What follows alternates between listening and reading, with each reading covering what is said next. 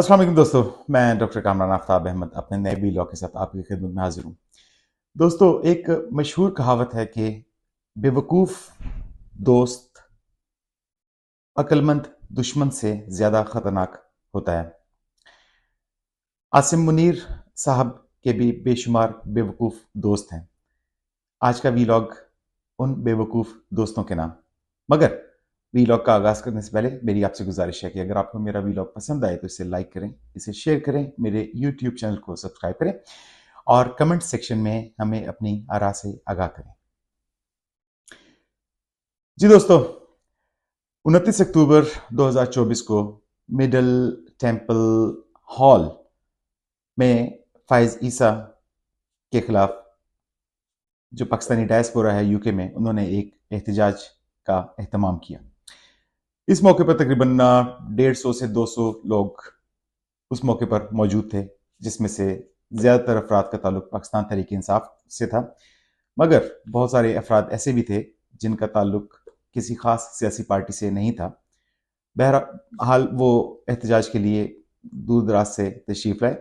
क्योंकि उनके ख्याल में पाकिस्तान में जो रजीम चेंज हुआ और उसके बाद जो अवाम के साथ ज़्यादतियाँ हुई और जो इंसानी हकूक़ की पामाली हुई, उसमें फ़ाइज़ ईसा साहब का बहुत बड़ा किरदार था। दो कि नंबर ये खासा कम था, उसकी एक बड़ी वजह तो ये थी कि ये एहतजाज एक वर्किंग डे में रखा गया था। दूसरी वजह ये थी कि शाम को 5 बजे का टाइम रखा गया था, जो कि ज़्यादातर अफराद को यूके में सूट नहीं करता, क्योंकि आमतौर पर लोग अपना काम काज जो दफ्तरों में होता है वो 5 साढ़े 5 बजे ख़त्म करते हैं। और लंदन में अगर आपको एक जगह से दूसरी जगह ट्रैवल करना होता है तो कई दफ़ा इस टाइम पे आपको 2 घंटे भी लग सकते हैं। फिर उसके अलावा मौसम भी बड़ा शदीद था, सर्द था। और फिर इसके अलावा ज़ाहिर है ये एहतजाज 2 या 3 रोज़ पहले ही कॉल किया गया था। उससे पहले लोगों के पास इस तरह की कोई इन्फॉर्मेशन नहीं थी कि फ़ाइज़ ईसा साहब जो मिडल टेम्पल हॉल है वहाँ पर आएँगे एक सेरेमनी अटेंड करने के लिए। तो इस वजह से बहुत सारे लोग ना पहुँच सके। बहरहाल वजूहत जो भी हों, नंबर मैंने जिस तरह से किया कि कम था, लेकिन बहरहाल अवाम का जज्बा बहुत ज़्यादा था। फिर आपने देखा कि मुख्तलिफ वीडियोज़ आई जिसमें लोग नारेबाजी कर रहे हैं, और फिर एक वीडियो आपने वो भी देखी जिसमें 2 या 3 नौजवान जो है वो फ़ाइज़ ईसा साहब जो पाकिस्तानी एम्बेसी की गाड़ी में वहाँ से निकलने की कोशिश कर रहे थे। उन एहतजाज करने वालों ने उनकी गाड़ी का घेराव किया, लेकिन फ़ाइज़ ईसा साहब वहाँ से निकल गए, और उन्होंने जिस तरह अपना एक मुँह छुपाया हुआ था अपनी गाड़ी में। बहरहाल दोस्तों, आपको मैं ये बताता चलूँ कि एहतजाज शाम 5 बजे का कॉल किया गया था। तकरीबन लोग वहाँ पर 5 बजे पहुँचना शुरू हो गए थे। 7 साढ़े 7 बजे तक एहतजाज जारी रहा और उसके बाद लोग डिस्पर्स हो गए, क्योंकि ज़्यादातर अफराद का ख्याल था कि फ़ाइज़ ईसा साहब शायद पहले ही उस जगह से जा चुके हैं। मगर ये जो 3 या 4 नौजवान थे, ये बाद में ठहरे रहे और ये रात को तकरीबन 10 बजे के करीब ये वाक़या पेश आया, या 9 बजे के बाद ये वाक़या पेश आया, जब उन्होंने अपनी गाड़ी से पिछले रास्ते से निकलने की कोशिश की और इन नौजवानों को ख़बर पहुंच गई और इन्होंने इनकी गाड़ी का घेराव किया। खैर, लंदन में इससे पहले और इसके बाद भी इससे ज़्यादा बड़े एहतजाज होते रहे हैं और आइंदा भी होते रहेंगे। तो पाकिस्तान तहरीक इंसाफ के लिए कोई ख़ास या बड़ा एहतजाज हरगिज़ नहीं था, लेकिन लोगों ने इसे रजिस्टर बहरहाल ज़रूर करवाया। लेकिन हुकूमत वक्त यानी कि हुकूमत पाकिस्तान की बेवकूफ़ी की वजह से और उनके उन अहमकाना इकदामात की वजह से जो इस एहतजाज के बाद लिए गए और जो जिस तरह का रिएक्शन पाकिस्तान की जानिब से आया, ये एहतजाज बहरहाल इस साल के या पिछले कुछ सालों के जो कामयाब तरीन एहतजाज हुए हैं, उनमें इसका शुमार किया जाता है। तो इस एहतजाज के फ़ौरन बाद ही जो मोहसिन नकवी साहब हैं, उन्होंने आकर यह बयान दिया कि बड़े सख्त इकदाम किए जाएंगे उन लोगों के खिलाफ जिन्होंने फ़ाइज़ ईसा साहब पर हमला किया। तो बहरहाल खैर यहाँ पर जो पाकिस्तानी डायस्पोरा है, انہوں نے اس بات کو کوئی خاص اہمیت اس وقت نہیں دی، اور اسے ہمیشہ کی طرح یہ جو محسن نقوی صاحب ہیں ان کی طرف سے ایک گیدڑ بھبکی ہی قرار دیا۔ پھر اس کے بعد پرنٹ میڈیا، سوشل میڈیا اور اس کے علاوہ الیکٹرانک میڈیا پاکستان میں جو ہے، وہاں پر اس واقعے کو بہت زیادہ بڑھا چڑھا کر پیش کیا گیا، اور اس کو ایک اور 9 مئی کی طرز کا واقعہ بنا کر پیش کرنے کی کوشش کی گئی۔ پھر کچھ روز پہلے اس طرح کی خبریں آنا شروع ہوئیں کہ حکومت پاکستان نے یونائٹڈ کنگڈم کی گورنمنٹ کو خط لکھ دیا ہے آلریڈی، یا ان سے اس قسم کا انہوں نے کوئی ڈیمانڈ کی ہے کہ جو پاکستانی اس احتجاج میں شامل تھے ان کو ڈیپورٹ کر دیا جائے پاکستان میں واپس۔ اور میڈیا پر پھر اسے دوبارہ بڑھا چڑھا کر پیش کیا گیا، اور خیر اس کے بعد پھر اب ریسنٹلی تقریباً 2 روز پہلے 23 پاکستانی جو پاکستانی لوگ ہیں ان کی ایک خبر جو ہے وہ چلائی گئی مین اخبارات میں بھی اور ٹی وی چینلز پر بھی، اور اس پر پھر مختلف ٹی وی شوز بھی ہوئے، بحث و مباحثہ بھی ہوا، اور اخبارات میں کالمز میں لکھے گئے کہ یہ 23 پاکستانی جو ہیں ان کو پاسپورٹ کنٹرول لسٹ پر ڈال دیا گیا ہے۔ ان 23 ناموں کے علاوہ کوئی ایک اور لسٹ بھی ہے غالباً جس میں 153 سے 156 نام اور ہیں۔ یہ جو اب تک کی خبریں جو آئی ہیں مجھ تک، ان کے مطابق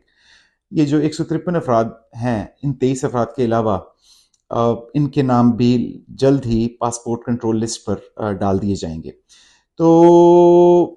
پاسپورٹ کنٹرول لسٹ سب سے پہلے ہے کیا؟ پاسپورٹ کنٹرول لسٹ ایک ایسی لسٹ ہے جس کے مطابق آپ پاکستان میں اگر ہیں تو وہاں سے باہر ٹریول نہیں کر سکتے، اور اگر آپ پاکستان سے باہر ہیں اور آپ پاکستان جب واپس جائیں گے اور اگر آپ کا نام اس لسٹ میں ہوگا تو آپ کو گرفتار کر لیا جائے گا، اور تفتیش کے لیے آپ کو پولیس یا باقی جو ایجنسیز ہیں وہ لے جا سکیں گی۔ اس کے علاوہ یہ جو افراد ہیں جن کا نام، جو یہ 23 افراد ہیں جن کا نام اس لسٹ میں آیا ہے اس وقت آلریڈی، ان کی جانب سے کلیم کیا جا رہا ہے کہ ان کی فیملیز جو پاکستان میں ہیں ان کے اوپر تشدد کیا جا رہا ہے، ان کو ڈرایا جا رہا ہے، ان کو دھمکایا جا رہا ہے، اور ان پر حالات پاکستان میں تنگ کیے جا رہے ہیں۔ پھر آپ نے یہ بھی دیکھا کہ ایک نوجوان، غالباً اس کا نام نعمان ہے، شاید اسے یہاں پر نومی کہا جاتا ہے، وہ بھی اس احتجاج میں، پہلے اس کی ویڈیو سرفیس ہوئی کہ وہ اس احتجاج میں شامل تھا، لیکن پھر اس کی ایک اور ویڈیو آئی جس میں وہ معافی مانگ رہا تھا کہ وہ آئندہ اس طرح کے کسی احتجاج میں شامل نہیں ہوگا، اور پھر اس کے بعد اس کی اور بیانات بھی آپ نے سوشل میڈیا پر دیکھے ہوں گے کہ جس میں وہ بتا رہا ہے کہ کس طرح اس کے گھر والوں کو پاکستان میں ڈرا دھمکا کر اس سے یہ ویڈیو میسج ریکارڈ کروایا گیا۔ چلیں یہاں تک تو بات پھر بھی سمجھ آتی تھی۔ بہرحال جو مضحکہ خیز اقدامات اب کیے گئے ہیں وہ یہ ہیں کہ حکومت وقت نے، یعنی کہ جو محسن نقوی صاحب ہیں، یہاں سے منیر صاحب ہیں، انہوں نے یو کے گورنمنٹ کو خط لکھا ہے کہ ان افراد کے اوپر کوئی دہشت گردی کی دفعات لگائی جائیں۔ جب پہلے انہوں نے جب یہ کلیم کیا کہ فائز عیسیٰ کے اوپر اٹیک کیا گیا ہے وغیرہ وغیرہ، تو جو پولیس تھی، یہاں کی میٹروپولیٹن پولیس تھی، انہوں نے اس پر انویسٹیگیشن کرنے کی کوشش کی۔ پھر انہیں خیر سمجھ آ گئی کہ کوئی کسی قسم کا یہ جس طرح عام احتجاج ہوتے ہیں اس سے چھوٹے لیول کا ایک عام احتجاج ہی تھا جس میں کسی کو نقصان پہنچانے کی کوشش نہیں کی گئی۔ ہاں، گاڑی پر 1-2 ہاتھ مارے گئے جو پاکستانی ایمبیسی کی گاڑی تھی، اور لیکن اس سے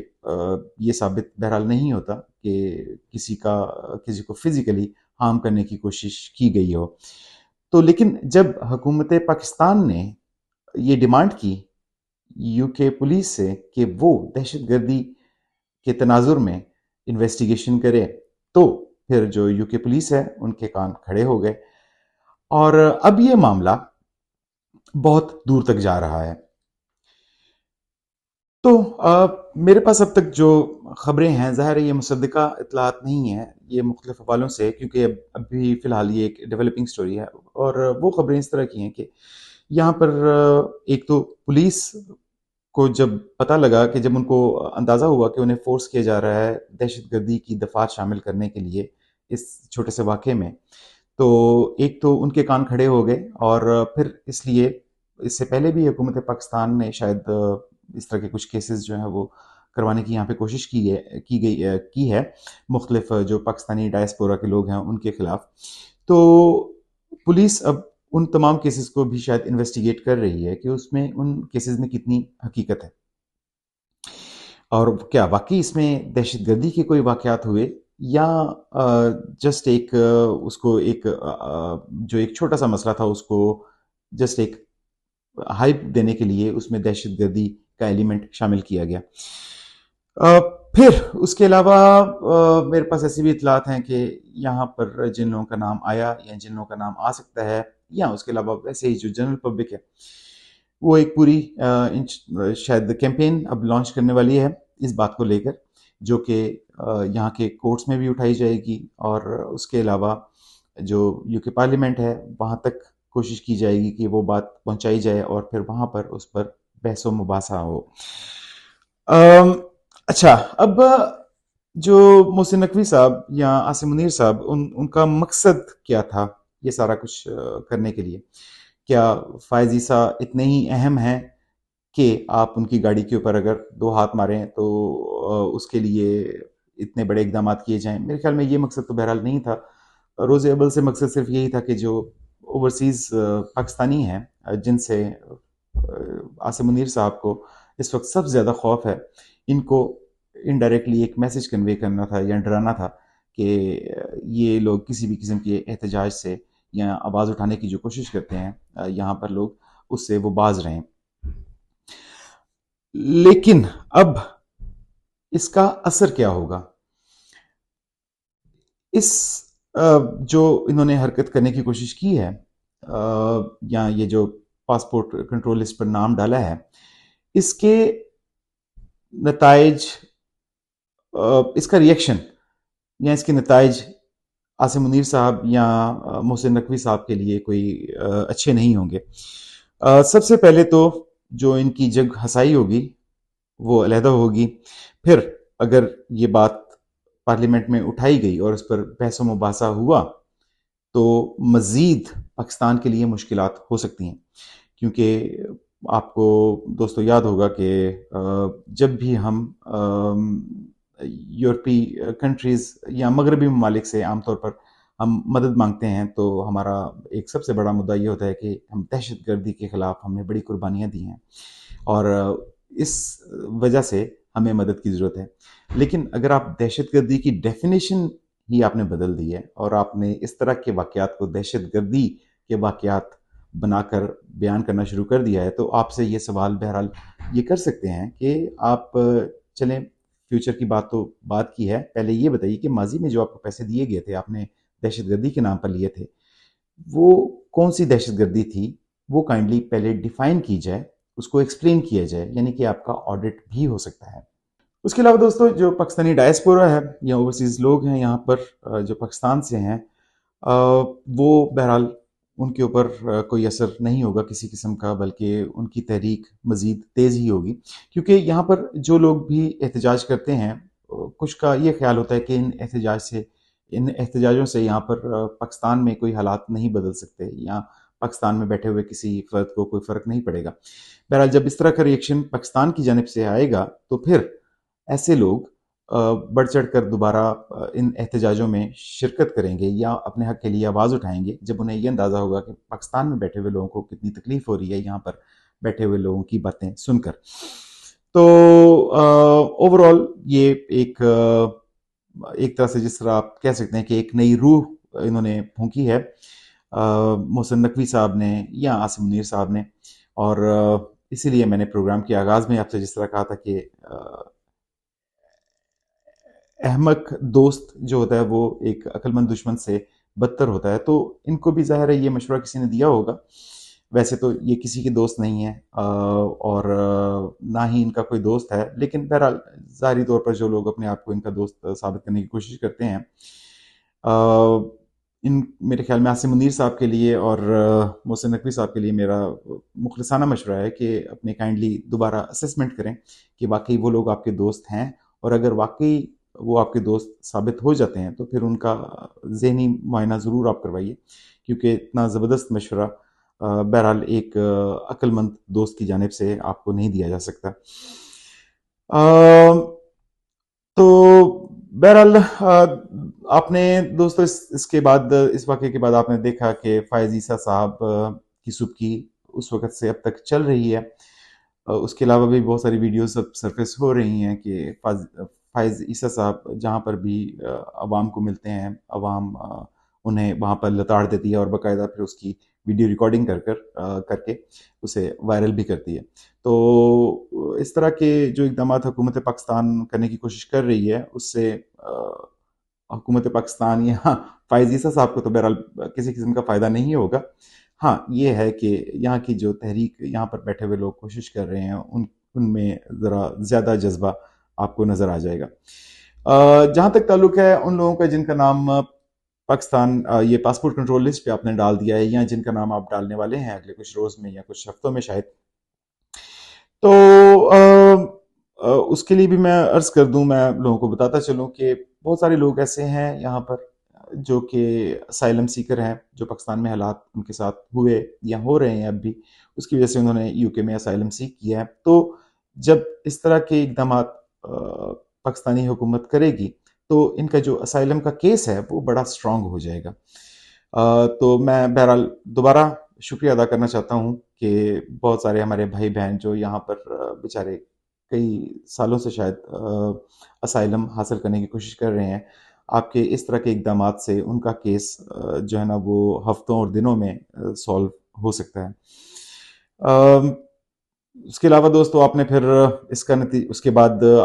میں جب کہتا ہوں کہ جی عوام کا جوش زیادہ بڑھ گیا ہے، اس کی ایک تازہ مثال آپ کو نواز شریف صاحب کی اور مریم نواز صاحبہ کی وہ ویڈیو آپ نے دیکھی ہوگی سوئٹزرلینڈ میں، جو حال ہی میں سرفیس ہوئی ہے، جس میں ایک خاتون ان کو ذلیل کر رہی ہیں، اور پھر اس کے بعد نواز شریف صاحب کا مضحکہ خیز ریئیکشن کہ انہوں نے اسی ویڈیو کو دوبارہ ری ٹیک کرنے کی کوشش کی، لیکن تھوڑے سے وہ چونک گئے کیونکہ اس میں ظاہر ہے وہ کوٹ مریم نواز نے کوئی دوسرا پہنا ہوا تھا، جو پہلی ویڈیو میں تھا وہ دوسرا تھا۔ پھر یہ بھی بیانیہ بنانے کی کوشش کی گئی کہ یہ جو ویڈیو تھی یہ اصلی نہیں تھی، اصل میں تو لوگ جو ہے نا نواز شریف کو شیر کہہ رہے تھے اور شکریہ ادا کر رہے تھے ان کا۔ تو بہرحال دوستو اس طرح کی ویڈیوز آپ کو آئندہ بھی آنے والے دنوں میں ملتی رہیں گی، اور تو بہرحال دوستو یہ تھا میرا آج کا ویلاگ۔ میں امید کرتا ہوں کہ آپ کو میرا ویلاگ پسند آیا ہوگا۔ مجھے اپنے اگلے ویلاگ تک اجازت دیجیے اور اپنا خیال رکھیے۔ پاکستان زندہ باد۔